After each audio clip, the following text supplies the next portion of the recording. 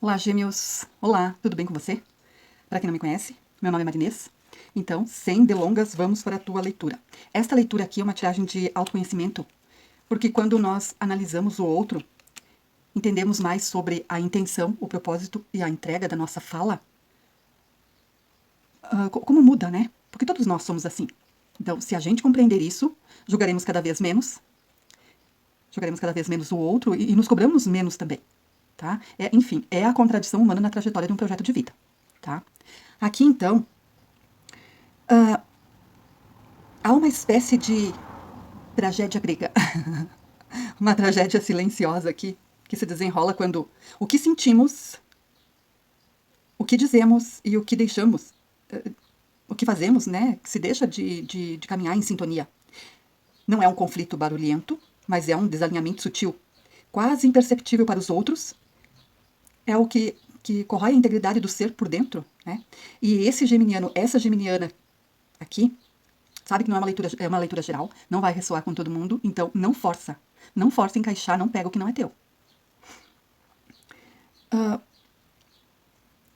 Essa pessoa, então, que eu vou descrever, aqui ela vive justamente nesse ato, entre o ideal e o que habita o seu mundo interno. E esse personagem, essa personagem vibrante que encanta os outros, e o corpo é inerte, que hesita em dar o próximo passo. Então, vamos para o desfecho. Aqui no campo, no plano do sentir, um 7 de copas, ela ou ele é movida por uma sensibilidade elevada, talvez até excessiva, que a torna ou torna vulnerável à ilusão. Aqui o 7 de copas está no lado sombra. Seus desejos não são modestos, são grandiosos, envoltos em promessas de transformação radical. Mais dinheiro, mais fama, mais poder, mais significado. Mas essas aspirações, elas não nascem da ambição fria, e sim de uma busca sincera por transcendência, por algo que vale a pena.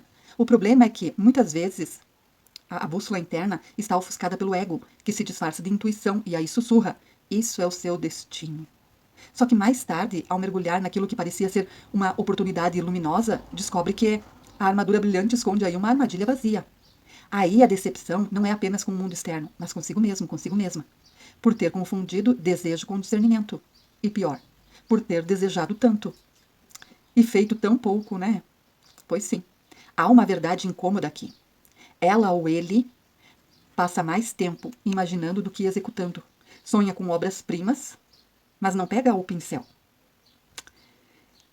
E já no plano do falar, do se comunicar com o mundo, né? Essa mesma pessoa parece outra. Uma rainha de copas é a alma da festa, carismática, expansiva, criativa. E essa pessoa aqui irradia energia como se fosse feita de partículas em movimento constante. A música a chama, a dança a liberta. Os encontros se alimentam. A sua sociabilidade aqui não é de fachada, é genuína. É a expressão de uma alma que se sente viva na conexão. Mas há uma ironia trágica nisso, né? Quanto mais essa pessoa brilha em público, mais profunda pode ser a solidão interna. Porque o que comunica ao mundo, essa leveza, entusiasmo, a disponibilidade, frequentemente mascara uma ausência de ação concreta em sua própria vida.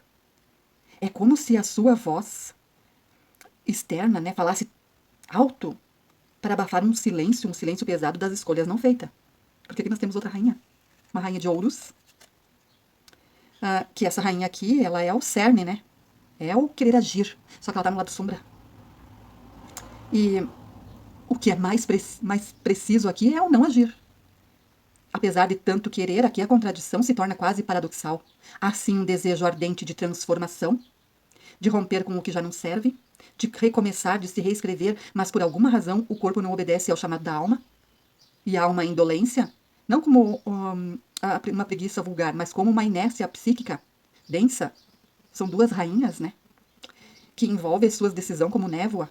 E a estagnação, então, não é acidente. Ele torna-se uma zona de conforto, porque o caos do novo assusta mais do que a dor do mesmo. E um medo irracional, mas profundamente arraigado, de falhar, se camufla de prudência. E por trás disso estão as crenças antigas, né? Valores rígidos, hábitos cristalizados que já não servem mais, mas que ainda ocupam espaço como móveis empoeirados numa casa que insiste em não ser reformada. E essa tríade aqui, em sentir-se grandioso, a comunicação vibrante e agir como engessado ou engessada revela não uma fraqueza moral, mas é uma crise de integração. É o que Jung chamaria de uma sombra não integrada. É a parte da psique que deseja voar, mas tem medo de desafiar a gravidade. E a cura, portanto, não está em forçar a ação, nem em reprimir o sonho, e tampouco em desligar o carisma. Está em criar pontes entre os três planos. Primeiro, o sentir com o discernimento, mas não é abandonar os ideais, mas é submetê-los ao crivo do eu superior, que isso exige pausa, silêncio, escuta interna, um ritual de autoindagação, se questionar, né? Isso é desejo do ego ou é um chamado da alma? Se questionar. O segundo é usar a expressividade não só como uma oferta ao mundo, mas como ferramenta de autoconhecimento. A criatividade que anima festas pode ser redirecionada para rituais pessoais. Uma dança solitária, uma meditação em movimento. Porque a meditação não é só aquela parada. Não. É o estar presente, né? Também é uma meditação. Tu pode até estar lavando a louça no momento, com foco no presente, tu está meditando. É uma meditação em movimento. Uma música ou um poema composta, não para aplausos, mas para revelar as emoções enterradas. Lembra? Lá no segundo grau, quem que já não tinha um caderno que fazia aquelas cartas que nunca era entregue, né? Pra estar falando dos sentimentos, como um menino que tu viu desde o começo da aula, desde o primeiro dia de aula e passou o ano inteiro sofrendo. E o terceiro aqui, que é mais urgente, né? É transformar o querer em microações, que não é preciso mudar tudo de uma vez. Basta escolher uma coisa só e fazê-la acontecer. Uma decisão única que é posta em prática já quebra o feitiço da inércia. Porque o cérebro registra assim: eu posso, eu sou confiável para comigo mesmo, fazendo uma pequena coisinha. E de tanto repetir esse gesto ínfimo, o medo ele vai perdendo terreno para a autoconfiança. E no fim, essa pessoa em questão aqui, ela não está presa. Está à beira de dar o salto. E talvez o que mais falta não seja energia, talento ou oportunidade, mas é coragem para permitir que o que sente, o que fala e quer finalmente se encontre no corpo em movimento. Aqui são duas rainhas que são sensitivas, têm psique. O 7 de copas é invertido, é ilusão. Aqui estamos falando do sexto chakra, o Ajna. Ele é mais conhecido como o terceiro olho. Então, você já teve certeza, uma certeza tão forte que parecia que vir do universo, mas no fim foi só desejo disfarçado de destino? Esse é o Ajna, né? Como centro da visão interna, não é da visão física. Porque, sabe que o terceiro olho, já ouviu falar, né? Aquele que está entre as sobrancelhas. A cor dele é índigo, o elemento é a luz. Quem que já ouviu falar dos mantras Om ou Aum, né? Então, o Ajna, ele não é sobre ver mais, ele é sobre ver direito. E alinhado, ele traz a intuição clara. E esses sinais de equilíbrio é o silêncio interno que precede decisões, sonhos com um simbolismo recorrente e coerente, sensações de saber sem saber como, e esse saber ele se confirma com o tempo. É a capacidade de observar pensamentos sem se identificar com eles. Porque, afinal, a intuição ela não grita, ela sussurra. Mas aqui você aprende a calar o barulho para ouvi-la. E, por exemplo, eu vou dar um exemplo prático. Tá? Você está prestes a fechar um acordo e tudo parece perfeito, mas há um aperto leve no peito, uma hesitação que não tem lógica, e você pausa, espera, e dias depois você descobre que havia algo em oculto, mas é que a sua intuição ela já sabia.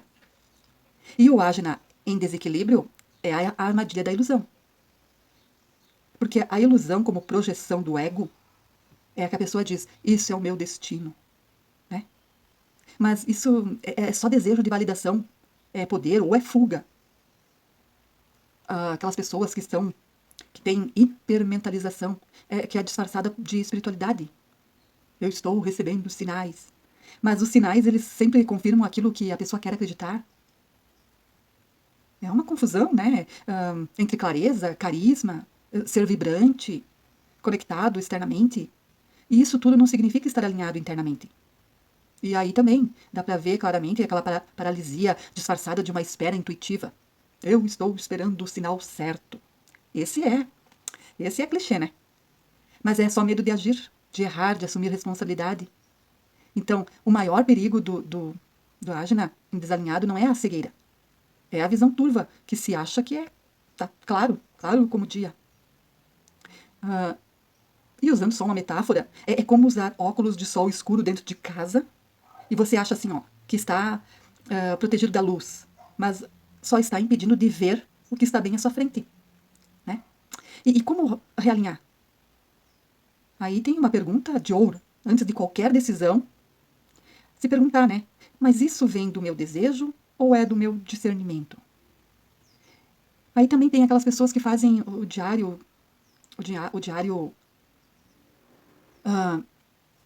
de sombra e luz, ou de intuição. Eu costumo colocar objetivos claros, aquilo que a gente precisa fazer, o sonho grande, tu divide em objetivos que precisa fazer diariamente. Né? Aí, se tu não tá fazendo, tu sabe que aquilo que tu tá fazendo, aqueles que tu não tá fazendo. Então, tu não pode esperar o mesmo resultado. Né? Por exemplo, vou dar um exemplo bem... Vai fazer vídeos para o YouTube, para as redes sociais. Então, eu vou postar 3, 4 vídeos por dia. Tem os horários. Tu tem que planejar o conteúdo, tem que fazer o conteúdo. Tem todo um trabalho por trás disso. Entende? Aí, qual o motivo? Você quer o que com isso? Aí tu não tá dando os resultados em X tempo. Aí por quê? O que eu não tô fazendo? Tu já tem tudo descritivo, né? Também tem o ritual do silêncio.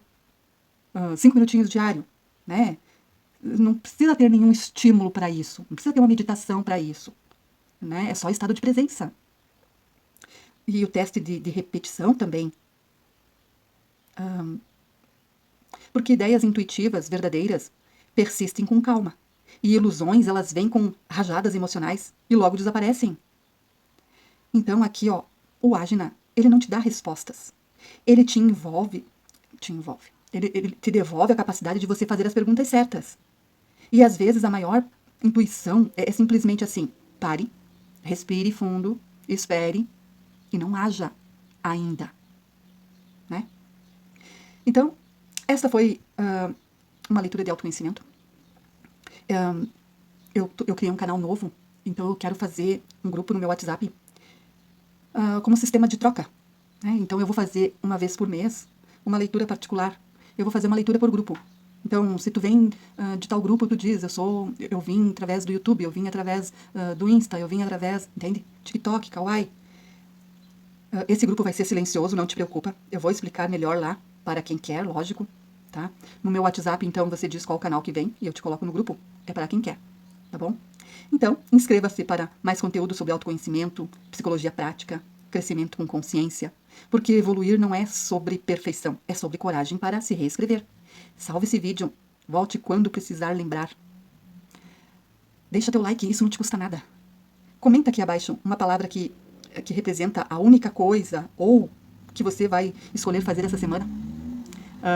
É um bom exercício começar, tá bom? Gratidão por você aqui, até a próxima leitura.